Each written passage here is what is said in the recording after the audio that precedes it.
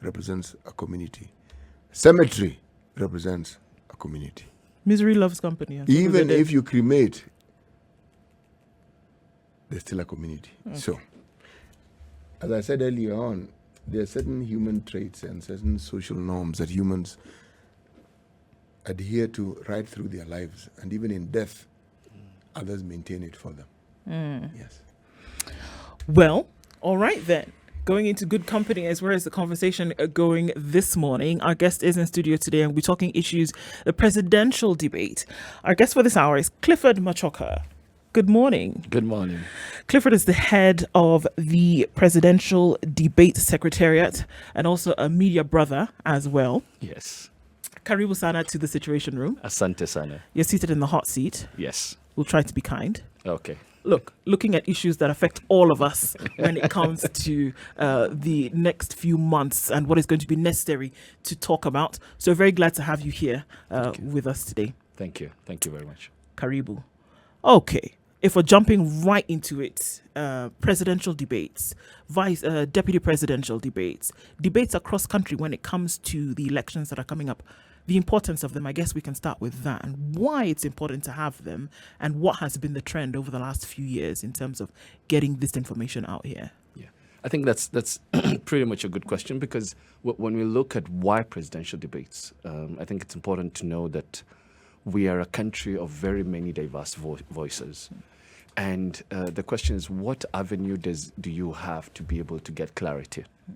And presidential debates then comes to be able to give the citizens clarity on issues that they are facing that are key to the development of the country. If you look at why presidential debates have been important, presidential debates have a long history across the world. The first sort of presidential debate happened in 1856. When this is the time of Lincoln and the other challengers. But it's really started from 1972.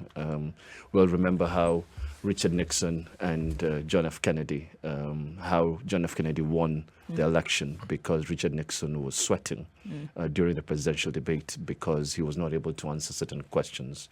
And obviously, it then sort of had a step back. And from 1976, we've had presidential debates in a place like the US.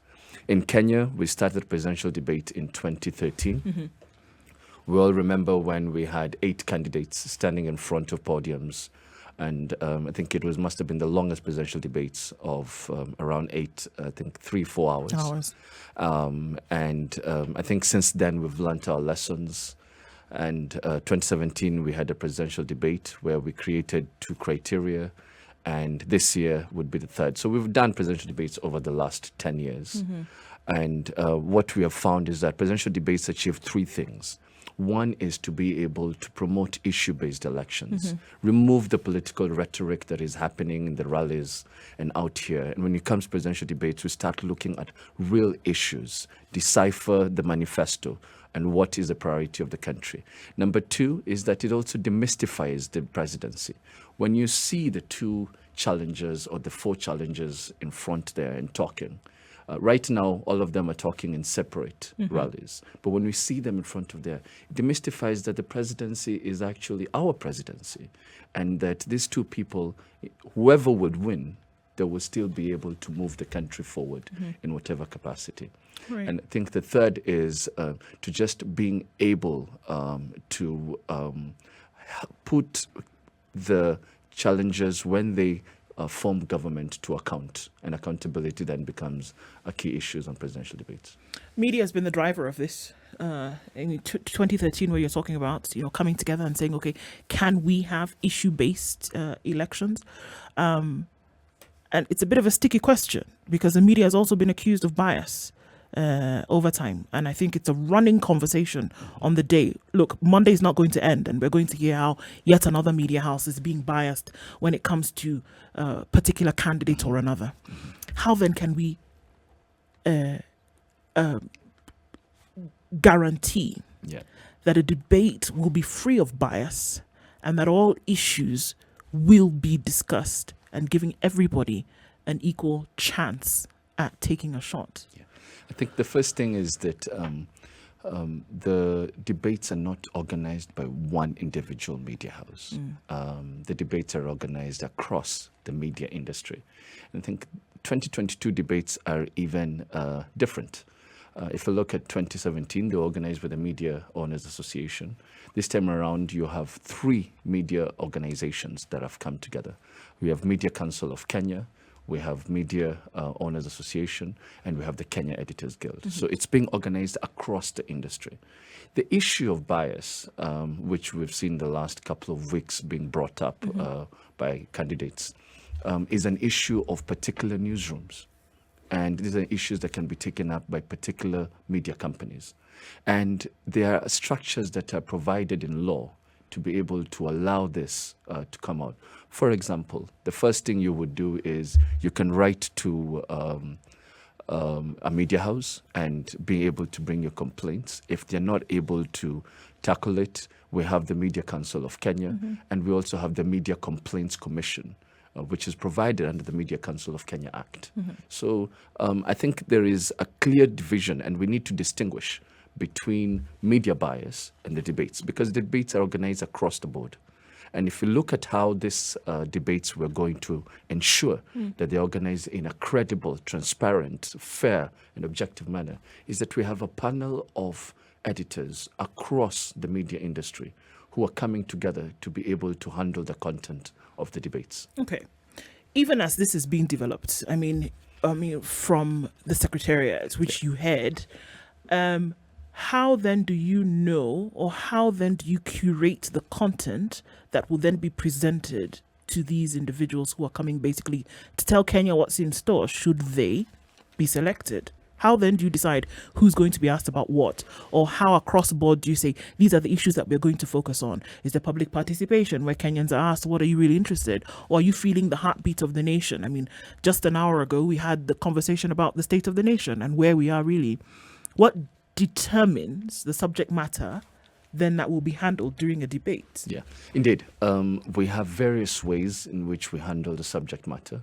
One is definitely public participation. So we will see the public being able to send their questions. We'll see the public being able to send their videos on particular questions. We'll also see we have a team of researchers who sort of nuances the heartbeat of the nation. Part of these discussions that we see on various radio stations are actually an opportunity to be able to see the things that really matter to Kenyans. So we ensure that the public is actually involved. We also ensure that we are able to gain from what is happening across the media houses. And we also ensure that we have a really good team of researchers that is able to look at what is happening across the country. Okay. Yeah. There's something that I'd like to ask. These debates that we speak of, and these debates that we purpose and we plan for, can they really work in a country such as ours, where we have a situation where the political class have shown a complete and utter and demonstrated and documented disregard for the citizenry, what they think, what they need, what they would like. And they also have the capacity to, year in, year out, with every electoral cycle, simply lie through their teeth and never, ever genuinely treating the citizenry as equal partners, though our constitution clearly states the position. Statement number 1 tells us who we are and what we are. So, with such a background, and this was as polite as I could be in preambling this, of what purpose would the debate be? Yeah, I think it's very important for us to see, maybe I'll answer it in 3 parts. Yes, it's very answer for us to see that the debates are that opportunity to clarify issues. Do they make any sense for our country? Yes. Why do they make that sense? Number 1 is we've now established a clear tradition in our country of debates. Are we at the same level as other democracies like the United States are? I believe not yet, but that journey has started and we've seen the impact it has. Why it's important? Well, let's look at our numbers in this election. I think as of yesterday, we still talk of 4.4 million undecided voters, people who have not made their call. What is the biggest challenge that we have in this election? This election has two challenges. One, we have the largest, youngest voter base in this country. Number two, we actually have a lack of participation. A lot of young people do not want to actually participate in this election. Why? Because they feel they're not part of the discussion. What do the debates do? The debates remove all that noise that we see in the rally, and we start looking at issues of education, of health, of debt, of the economy, of governance, of corruption, of human rights. And I think in one way or another, they play a critical role in how not only voters make informed decisions, but also Kenyans are able to see what do you have in store for us when you come to State House. Then in that case, Clifford, is one debate enough? Because No. if we're looking at debunking issues, if we're Yes. saying removing the noise of the rally and saying, look, this is the time when you get the one-on-one, Yeah. and say, you have a question that will be asked directly to this individual, lights on, in your face, hopefully the truth being told, or at least you can see, if they're not telling the truth, you can see it directly. When all the fanfare is removed, then is one debate enough? Actually, if you look at what we're organizing this time around, we're organizing two presidential debates and one deputy presidential debates. It's important that you've said that this is an opportunity to be able to look at the presidential debate one-on-one. And I think what you will see that is different in this debate that has never been there in the last two debates is fact-checking. And we're going to ensure that, and I think we have tools that are now quite advanced that allow for not only real-time fact-checking, but not to sort of interfere with the debate, but after the debate, we're able to say, if this is the statement you've made on economy or on health, or this is your promise, is it true? Can it actually work? And I think that is something that Kenyans can be able to look forward to, because you start debunking these issues, but you also start looking at whether the statements make sense. Yeah. Ordinarily, a debate is just an argumentative contest. Right. But from what you're saying, Clifford, this particular debate seems to be a data collection debate, meaning hear the questions, talk away, argue away. We are then going to look at this and shine a very clear spotlight that has facts written all over it to determine whether what you're saying, A, makes sense, B, it resonates with the truth, and C, whether you, the individual, have a track record to show that you can do this, or whether these things can actually be done. Something of that sort? I think if you look at the history of, or if you look at debates generally now, debates generally allow for argumentative sort of approaches, but also allow for fact-checking. Why? Because we've reached a level in democracies across the world where we do not want a situation where you make sweeping statements just because you're in front of the camera and the citizenry or the voters then tend to believe that statement. No. After the debate, and that's why you see even the presidential debates in the United States, what happens immediately after the debate, you will see fact-checking on what Biden and Trump have said. Is it true? Is it unfounded? Is there an opportunity to look at more data before we actually reach a conclusion? And that's exactly what you're going to see. So then we see a situation whereby this information will be shared then across board, across the public? Yes. If in case you find, candidate X said one thing and it turned out to not be true, or that somebody may have debated over an issue, but then you find out later that in this case it wasn't true, or that there was merit to what they were saying, will this be then, spread across for everybody to then consume? Yes, the fact-checking will be spread across all media houses. Remember, one of the things that we see with this debate is in 2017, if we were to look at the numbers, we had around 19 million viewership and listenership across media houses. We're expecting that number to double in this presidential debates to around 40 million. 5 years ago and 5 years now, if you look at the number of broadcasting stations, we have 450 broadcasting stations. And digital has developed in ways unimaginable. Right. So what we're looking at is an opportunity to be able to not only talk to this 40 million viewership and also people who listen to radio and broadcasting stations, but also an opportunity for the world to hear what you have to say on various matters, foreign policy, health.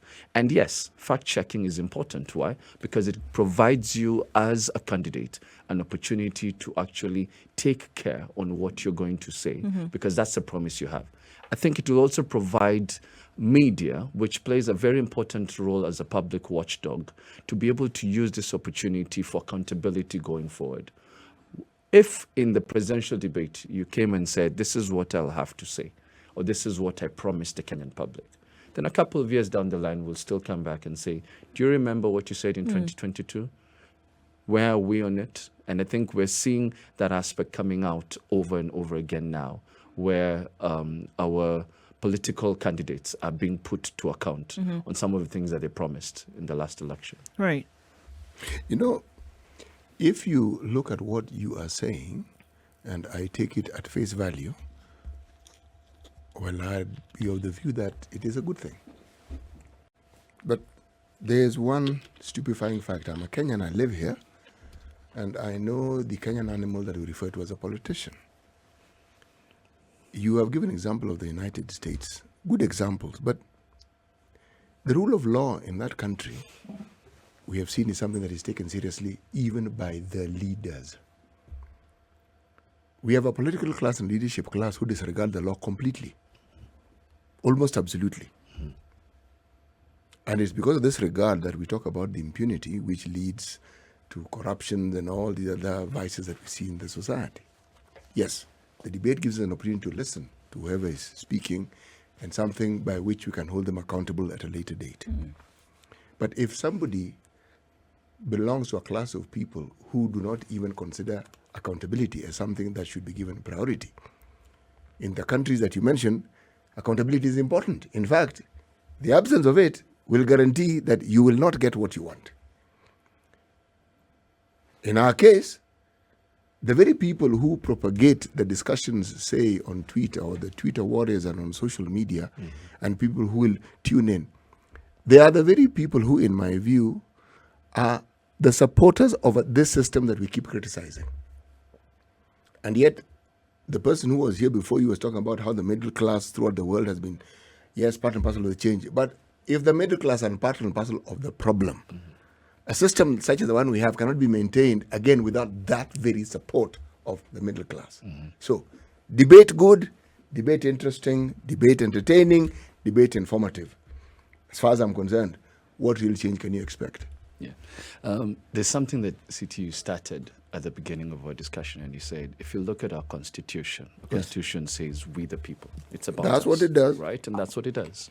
I think when you look at this debate is not for the political class or for the middle class. This debate is for common mwananchi. Why is it important for them? It's important for them to be able to put their leaders to account on issues that matter to them. Remember, out there's a lot of political rhetoric, and we've said the debate, what it does is closes that political rhetoric and starts bringing issues that matters to Kenyans on the fore to be able to discuss them as they should be. And I think that's the opportunity there is for Kenyans, to be able to look at the real issues and how can you be able to decipher these issues. I think if you remember when Kibaki came into power, and I think for the first time in our country, we felt a need of citizens being able to take matters into their own hand as it regards corruption.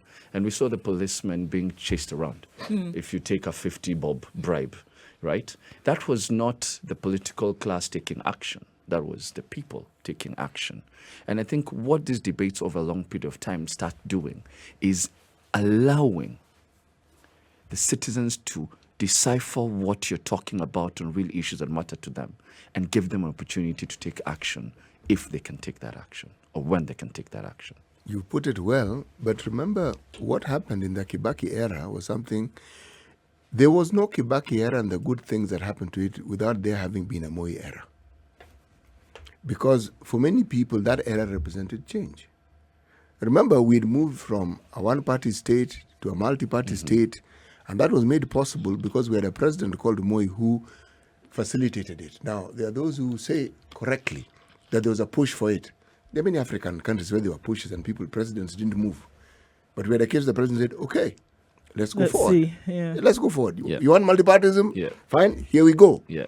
Now, the presidency of Kibaki represented change.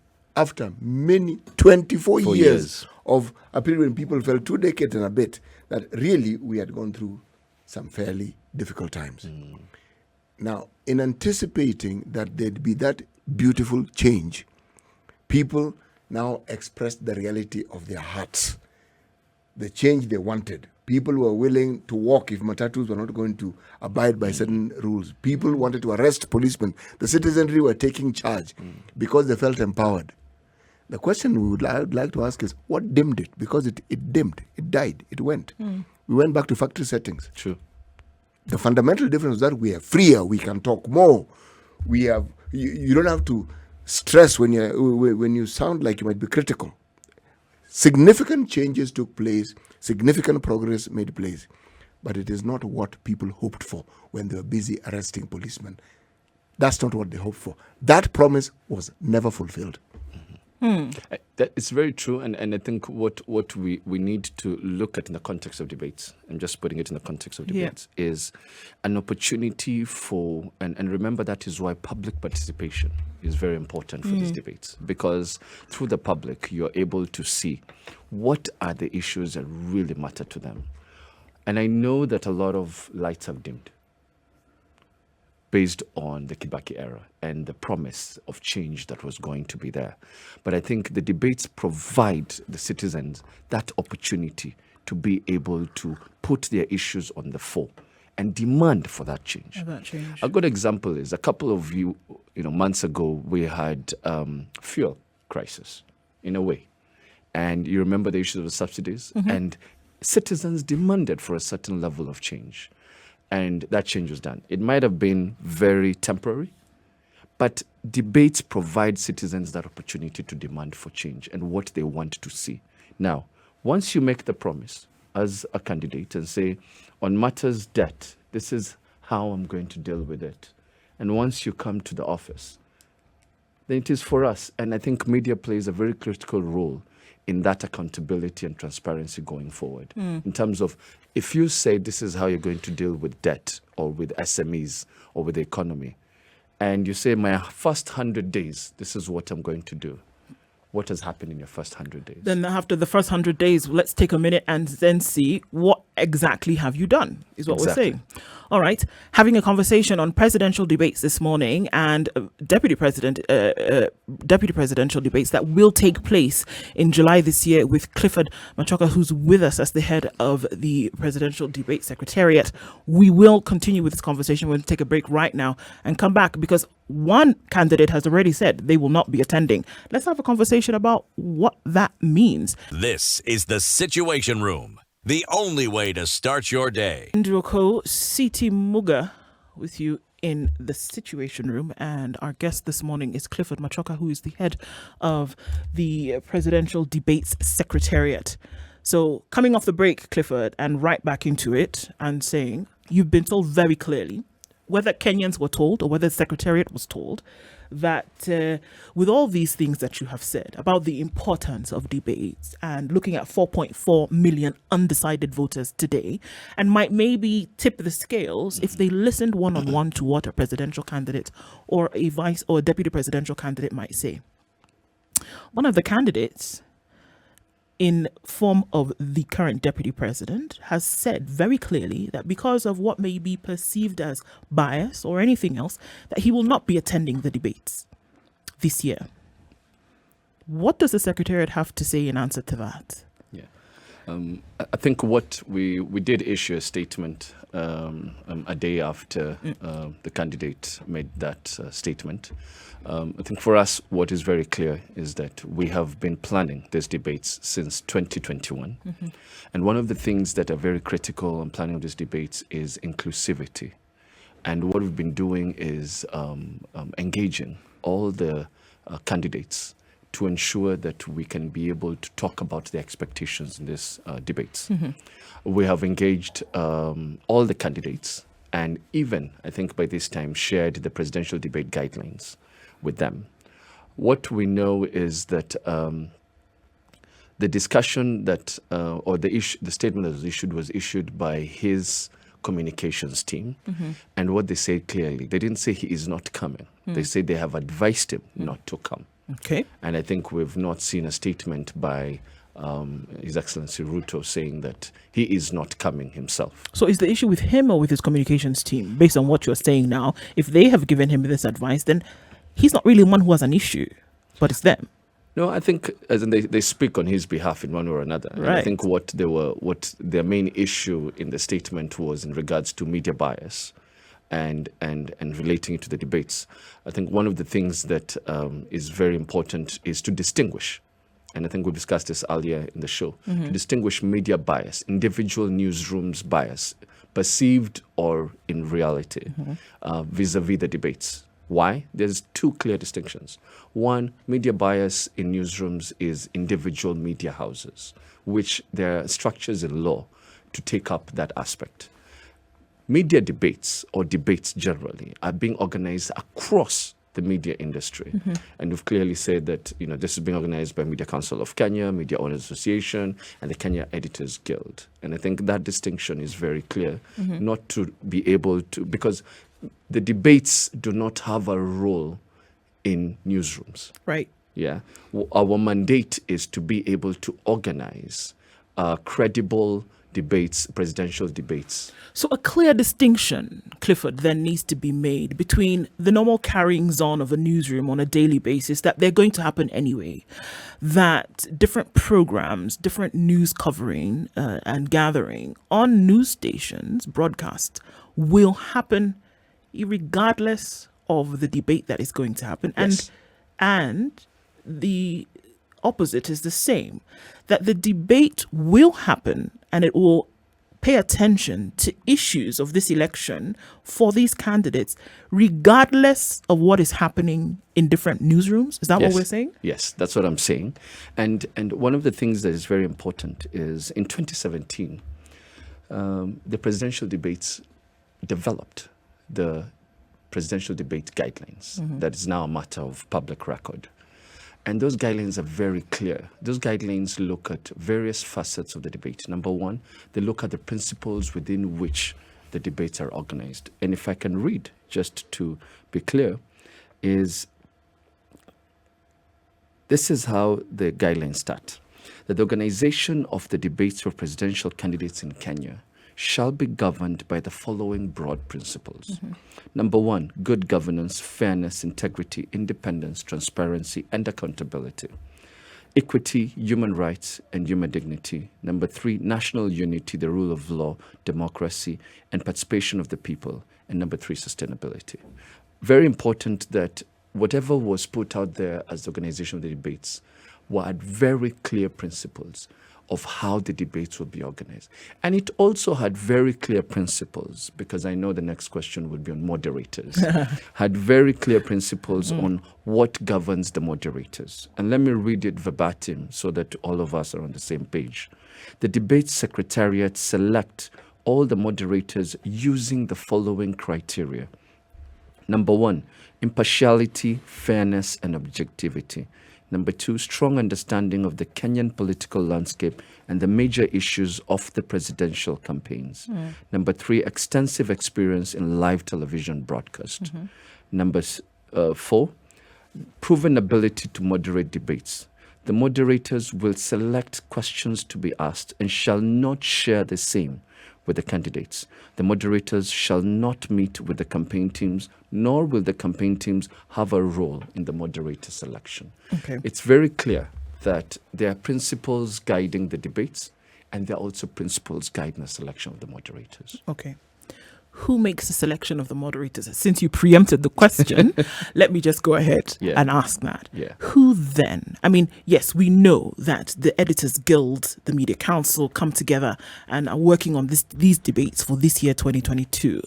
But then taking into consideration that candidates as well want to make sure that they're being treated in all fairness, who then selects who's going to be putting them to task on that day? Yeah. We have, and I think I said this this earlier on, we have a whole panel of editors who are in charge of content and moderator selection. This panel of editors is not drawn from one media house. Sure. It's drawn from across the industry, both practicing and not practicing editors. And that's the role that the Kenya Editors Guild will also play quite importantly. And I think that is the panel that will be able to look at it. Okay. And one of the things that we do, and I think the debates has done this in the last, over the last 10 years, is we do share with the candidates the areas of focus. Okay. But the questions, nobody knows the questions, even myself. All of us on that day will hear the question for the first time. Okay. And the only person who knows the question is the moderator. Are there an opportunity for candidates to be able to, let's say, I'm not happy with CT, CT is biased one or another? That is the process of inclusivity and consultation that we always have with the presidential candidates until the last moment. Would you make a decision based on a candidate, for example, their like or dislike of one who was selected? No, because there's and we will follow the criteria that is in the debates guidelines. Okay. If you are able to how do you call it? If you suffice, or if you're able to be part of this criteria, then you will be part of the moderators.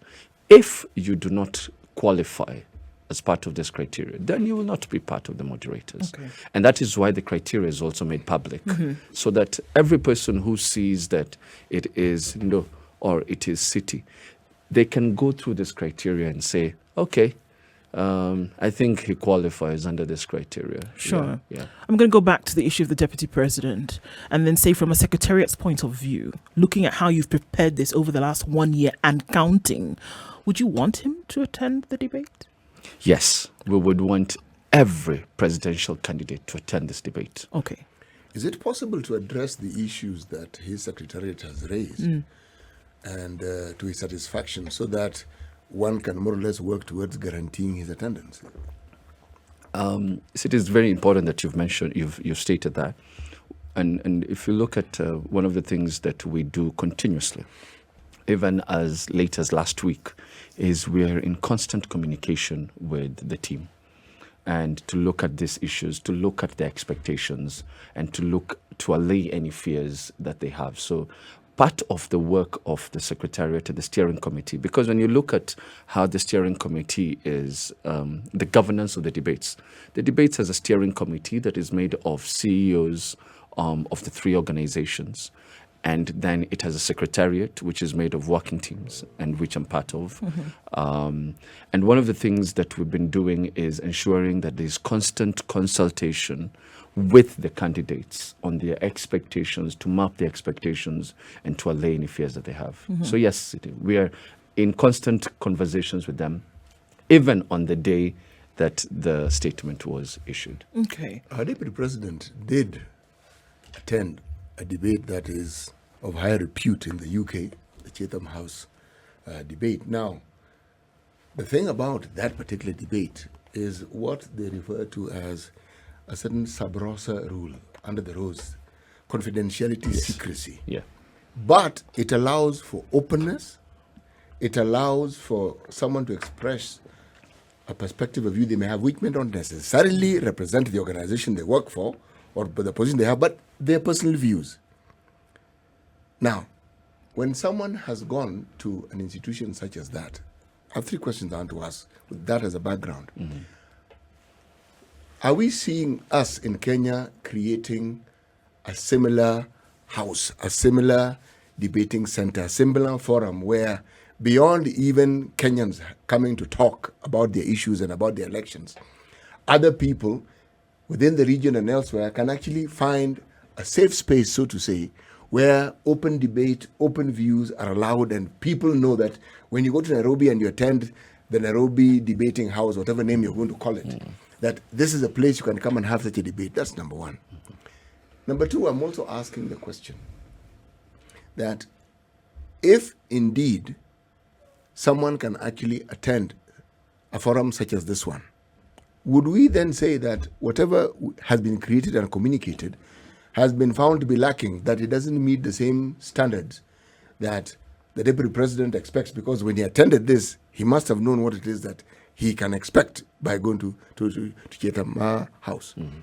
Lastly, I'm asking the question, if he doesn't attend, will it remove a certain vitality, a certain energy from the debate? Because up to now, he has not just been vocal, but he has been a very, very strong contender for the seat of the presidency. Okay.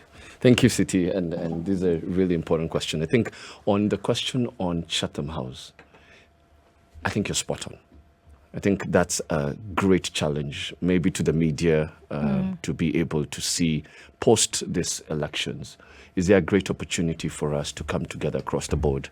And maybe it might not be even be the media, it might be civil society, it might be whoever can take up this challenge to create a center where you have a certain style of debate, such as the Chatham House debates, and allow issues maybe from time to time to be deciphered that then can be able to be canvassed. For me, it's a yes. I think it's a great opportunity, and maybe it's a great opportunity for Kenya to take the lead, not only for this country, but also for this region, and maybe even for this continent. If you look at some things that we do, most of our leaders in the continent will always go to the Chatham House before they come back for their own election. And you know, it's most probably the history of the Chatham House. Why can't we do the same for our continent? And why can't it not be in Kenya? So for me, it's a great challenge, and and hopefully the media that is listening or the civil society that is listening to this conversation can take up. But it's something that we ourselves can take up as well, and maybe it's an extension of the presidential debates secretariat to see how this can continue going forward. I think on the second question. Yes, for you to have attended the Chatham House debate and maybe look at the presidential debates in a certain lens, and one of the things, I think, if you look at the statement that the presidential debate secretary said is, it behooves us that we must work together to be able to make this happen. Is it important for the deputy president to attend the debate? I think it is. Mm-hmm. He is a serious contender. He has serious policy. He has made some serious policy statements about the future of this country.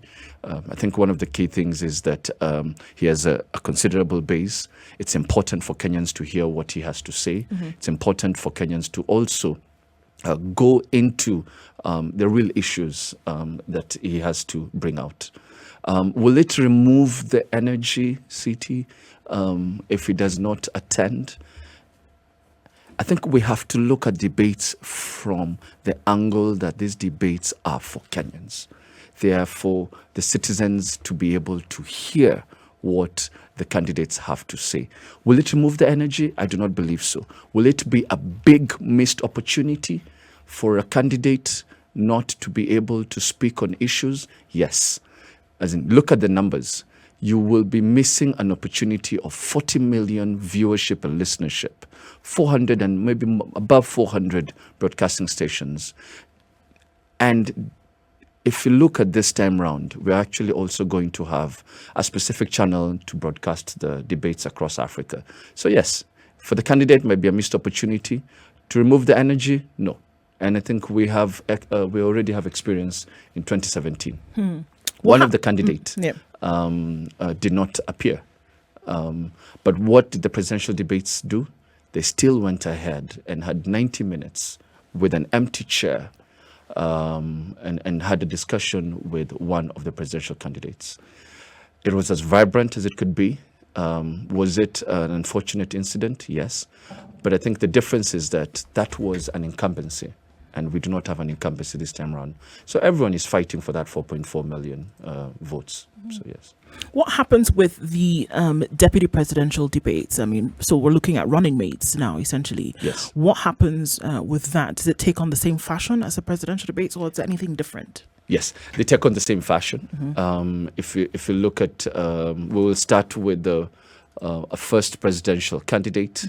Mm-hmm. It's a 90 minutes debate. divided into 3 sections and with breaks in between, broadcasted during prime time across all the media houses, whether TV or radio stations. The presidential debates will happen a week later, same fashion also. You'll also have 90 minutes, 3 sections broadcasted during prime time as well. So the sections will not really exactly change. Okay. Yeah.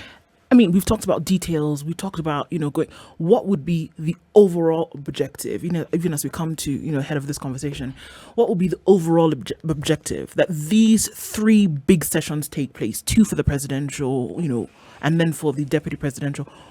What would be the overall, and say, if we've achieved this, then we've been able to, meet the mark? The overall objective is to be able to drive issue-based elections. That for us is the overall objective, to be able to bring out the real issues that matter, remove the rhetoric, and let Kenyans be able to see, what do you have to say about health? What do you have to say about education? What do you have to say about debt? What do you have to say about governance?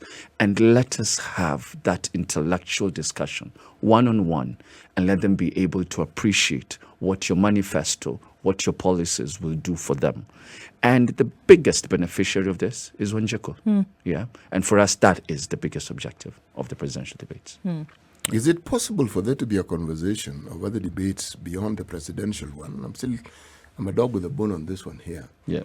Where this very same secretariat, because we talk of the presidency, and if we just focus on it, we'll be saying that everything we do in this country hinges on it. No, that's not necessarily true. We have governors, we have senators, we have people whose positions, collectively and individually, determine the direction that the lives of people take. But I've left for last the best, the MCAs. Is it not possible to raise these debates so that Kenyans get to understand how these various cadres of leaders, actually what they think, how they view the country, what they can do? Better still, have them have these discussions with people in government. Have them have this discussion with other arms of government. Can I let you answer that question after you take a break from our audience on KTN Home, and say thank you for joining us this morning. Conversations continue on SpiceFM, and we hook up with you again tomorrow morning. It's Kenya's biggest conversation. Right back, wrapping up with Clifford Machoka right after this.